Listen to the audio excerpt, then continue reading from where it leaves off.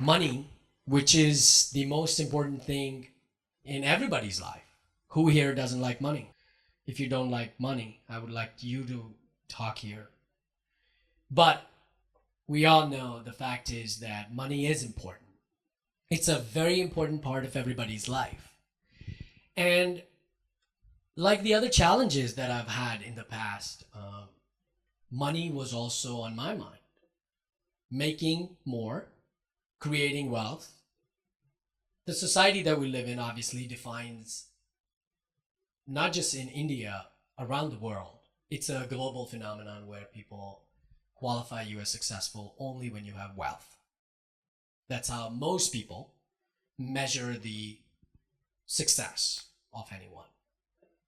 But what I'd like to read out to you guys is one of the challenges that I had, which I talk about in Break the Ordinary as well, is when I went to when I graduated from University of Massachusetts and I got my first job. And I worked in that job for a few years. And after working a few years, I found that I was not as satisfied that I wanted to be in my first job after first few years. That's what happens to most of us, especially the millennials, right? Most of us are millennials here. We work first job, few years, and we're all about money then. And then we're all about, I'm not happy here. I can get maybe 60,000 rupees, or in my case, I could get $20,000 more or $30,000 more if I just change a job. Then why don't I do that? So I worked in my first job a couple of years, and then I started looking for my second job. And after I got my offer from one of the companies that was not on the top of my list of all the companies that I thought that would make me an offer, I figured that there was only one offer on the table. There was a challenge that I ran into, and I'll read an excerpt just apart from the book for you guys to understand what that was. So keep in mind that I was having challenge. I got a job offer from a place where I didn't want to go, or I wanted to just turn them down because I wanted something better. If I accept the offer, I'll be on a new path. I'd make so much more money, more than anyone else I know my age does. With so little experience, I can buy anything I want with a big paycheck, a new car, and everything else that I have on my list. And so what if it's not with the company I wanted to work for? I'll have more money. I might never get an opportunity like this again. There are very few disadvantages of taking this road. And if I had enough money, I'd be able to solve most of my problems. So that's my thought process that I had when I got the offer that I didn't want. And if you hear that excerpt, you probably heard money more than once, I'm pretty sure. And that was because everything that money could buy for me was important. The car, I wanted to drive a nice fancy car so I can impress the girls. And that was important for me. That was something that was higher on the priority list. That was higher on my ranking of things, of everything that's important in my life, which adds something I'll get to is value. If I had more money, I'll be able to buy a better car. And because car was important for me, I put that label on it and I said, this is what I want. And it was perhaps it was bringing in happiness at that time. At least in that moment it was. And the challenge we all face in our life, especially in our jobs, is that money, of course, is important. Without money, most of our things would just come to a standstill. But the important thing to understand is the challenge of what label you have put on it, which means I don't think it's the money that we all run after. It's what money can buy is what we run after. Would that be a right statement or not? Right. We all money because it's an exchange. It helps us trade, whether it's a nice house, a car, food, basic necessity, whatever that is. So, whatever label you put on what money can buy for you will become your priority, will become something which you will run after, and hence you will want more money in your life. Which means if there's something that money can buy and that is number one on your priority list, like it was in my case, it was car. From this job, I bought a new car. I bought a really nice fancy car. I bought it on a $30,000 loan, which I regretted later. But the important thing was in that moment, that was top on my list or top priority on my list. And that's the reason I found that it was adding value.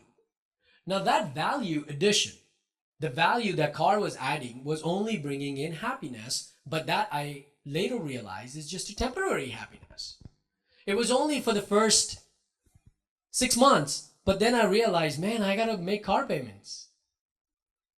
This EMI thing is not working for me. I have to pay out of my paycheck. And then the value that it was adding diminished. So think of it as something that you guys have in your life as well that is important for you, that you put a label on and said, this is important and I want this. And you think that it brings you happiness. The question you need to ask yourself is that a happiness that is coming in because of the object that's coming in? How long that happiness is going to survive for you? How long that happiness is going to last? And once you identify whatever it is that's important for you that money brings in, and you put a label on it, and it becomes your priority, once you identify that, go after it.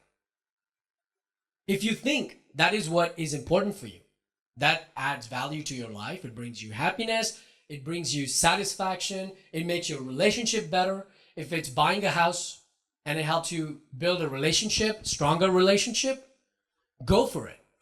But you need to have that clear understanding that that is value adding in your life.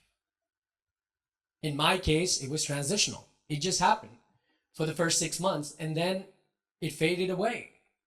It vanished. Somehow the car was not bringing the same happiness it was when I drove it out of the showroom.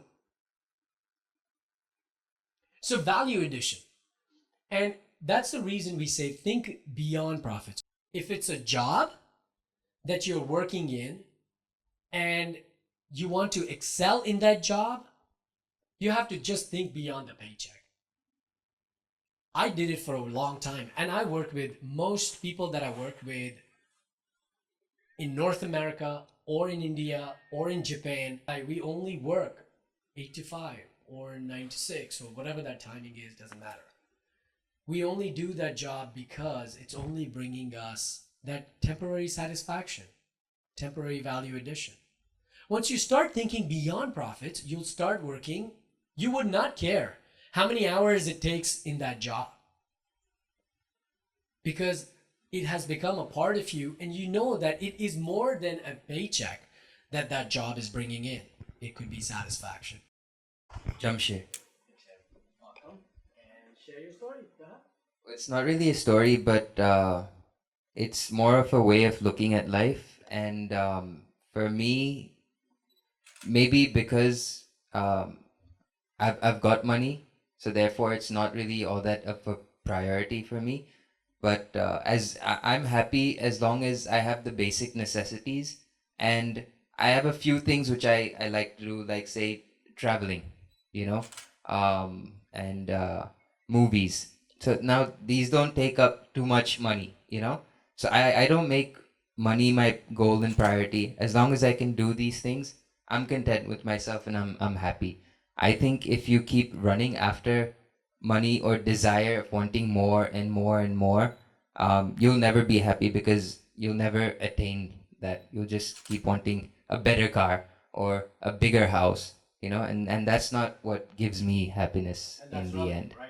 Yeah, Better is yeah. relative. Better, Yeah, better exactly. to you is Suzuki, and to me, it's BMW.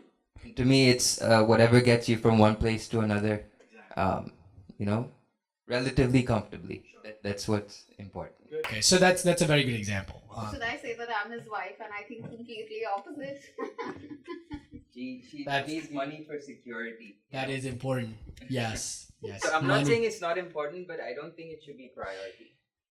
And that's your belief system. That's See, my- you guys came in late, right? So we talked about in the beginning that, like every one of us has different experiences. Each one of us has a unique background. She probably comes from a background where she was raised or conditioned in a way where money was important. This morning at the hotel, the housekeeping guy, he came in and he started cleaning and he started talking to me. And I asked him if he was from here. And the guy told me his story and he said that, yes, I'm here. I lived here all my life. And my mother, she ran from our village and came to Mumbai after there were family crises and after our father died. He said that my mother put us all in a train and she ran away from the family because they took everything away. And she came to Mumbai some 30, 40 years ago. That's what he was telling me. And he said that he takes care of his mother right now, and he has a family, he has kids, and they go to school and whatnot.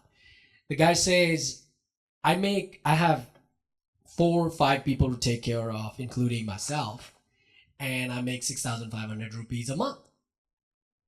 My desire is to find something better. I want something that makes my life even more secure. He says, if I have to go buy something, I have to think twice. If I have to buy something for myself, I have to think twice. Because I think that, oh, maybe that 100 rupees can be spent on something else, something that can improve the quality of my daughter's life. Maybe for her school, maybe something that makes her happy. We all know 6,500 rupees, 6,500 rupees is nothing. So even the guy who is at this level of earning, even he has the desire of going up to the next step. Now, if I ask him, would 10,500 be good for you? He'll be like, oh yeah, that's my promotion. So it becomes relative, right? And I'm pretty sure someone sitting in the audience is like, man, I can't survive on 10,500 rupees. I need more. So it all becomes person specific.